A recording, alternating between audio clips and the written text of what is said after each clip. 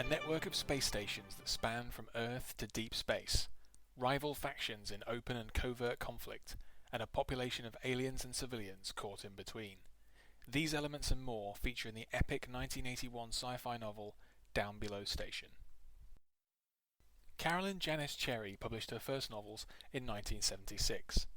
She began using her initials to disguise her gender, as other women in science fiction commonly did at that time. In a more unusual twist, she appended an H onto the end of her name, in response to suggestions that the surname Cherry made her sound too much like a romance novelist. Both of the novels she published in that first year, Gate of Ivral and Brothers of Earth, are loosely connected to Cherryh's grand SF setting, the Alliance Union universe. That setting is an intimidating prospect. Between 1976 and 2019, Cherryh published 27 novels in the series, split across no less than 9 sub-series, and with more books underway. The books cover a wide span of time, from the 21st century out into the far future. While the books are very varied, they broadly focus on the affairs of humankind in deep space, the conflicts between various human factions, including the Alliance and the Union, and encounters with a number of alien races. To read them all would be a major undertaking. At least, as Cherryh has explained, they can almost all be read in any order. Luckily, that means that Downbelow Station is more accessible than it otherwise might be. Published in 1981, the book is one of Cherryh's most acclaimed. Notably, it won the Hugo Award for Best Novel. It is one of the cornerstones of the wider Alliance Union setting, but is definitely a satisfying read in its own right. This will be particularly true for fans of Star Trek Deep Space Nine or Babylon 5, as Downbelow Station is a classic and complex space station story. By 2353, humans have built a long chain of space stations beginning in our own solar system and extending out into deep space. Each station acts as a waypoint, helping to gather the resources necessary to construct the next link in the chain. A critical turning point in the novel's backstory occurs when a planet with life is discovered in the Tau Ceti system, Pell's world, known colloquially as Downbelow.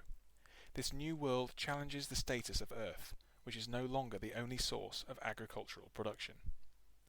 As time passes, those people who inhabit the beyond, the so-called stationers, merchants, and residents of the growing number of living worlds that have been discovered, lose their ties to Mother Earth. This development of a human culture which is anchored to an alien world and indifferent to Earth is critical to the story. By the time the novel begins, the residents of the station adjacent to Downbelow are in a perilous state of neutral independence, caught between 3 factions. The monolithic Earth Company still desires to control the Beyond, but has only a handful of personnel in the area. The Maziani are the remnants of an Earth Company fleet which has gone rogue, under the command of Conrad Mazian. Finally, there is the mysterious Union, headquartered on the planet Cytine and pursuing disturbing technologies such as the production of obedient, cloned soldiers. Following the unexplained subversion or destruction of other stations, a large number of refugees are brought to Pell Station under the dubious protection of the Maziani vessel Norway under the command of Captain Signe Mallory. At least one refugee ship, the Hansford, is in a state of deadly riot even before it docks at the station, and hundreds are killed. As the novel progresses, a political struggle plays out between the 3 factions, with key events occurring in space, on the station, and on the planet itself. Until the novel ends, it is an open question as to who will control the station, or whether it will even survive.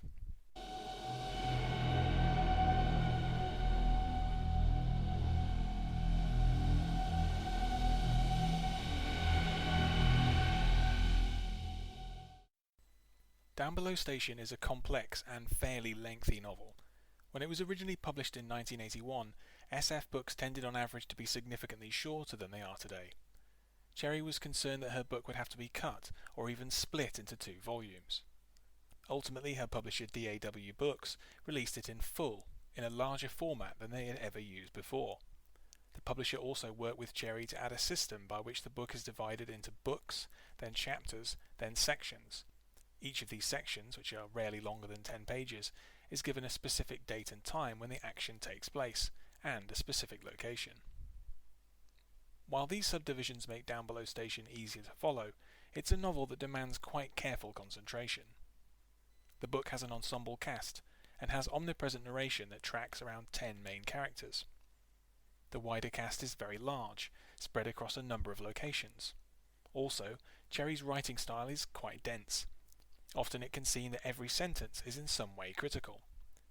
Like Isaac Asimov before her, Cherryh doesn't describe people, places, or ships.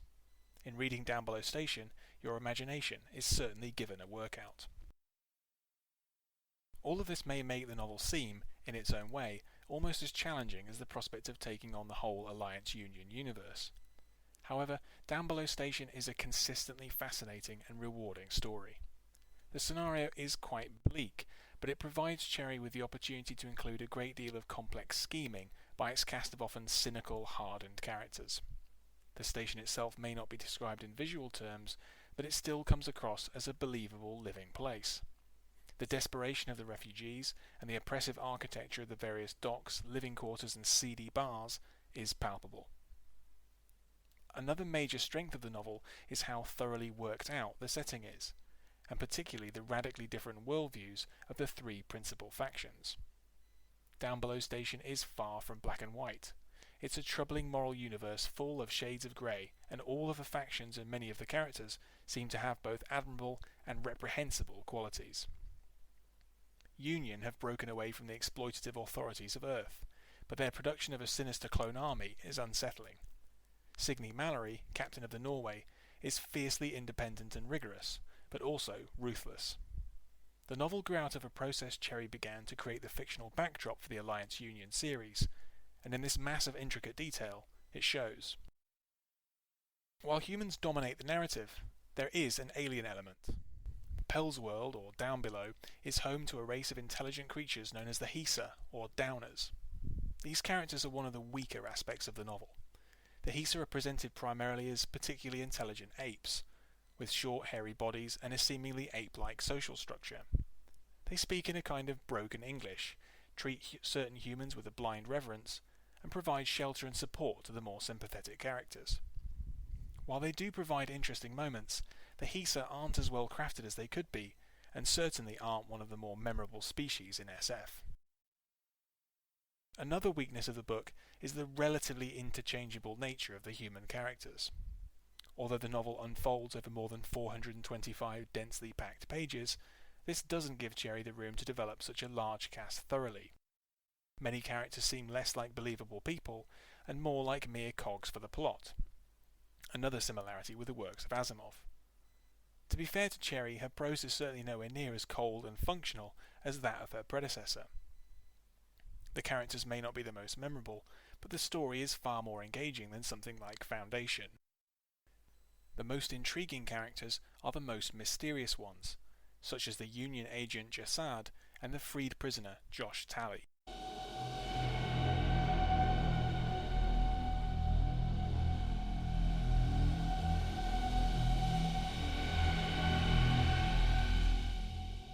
Reading Downbelow Station today, it's easy to understand why the novel was so acclaimed upon its first release. Cherryh is tremendously ambitious with the scope and detail of her narrative, and yet manages to deliver it in a satisfying way. The book is undeniably dense and complex. Keeping up a good pace while reading it is advisable in order to keep the events straight as they unfold. For the same reason, the novel is probably not a good entry point for those who are new to science fiction. However, for those with a few SF novels under their belt, and who are looking for something more challenging, Downbelow Station is a fine choice. Thanks for listening. For more articles and audio on books, film, video games, board games and music, visit andyjohnson.xyz. To support me, go to patreon.com/andyjohnson.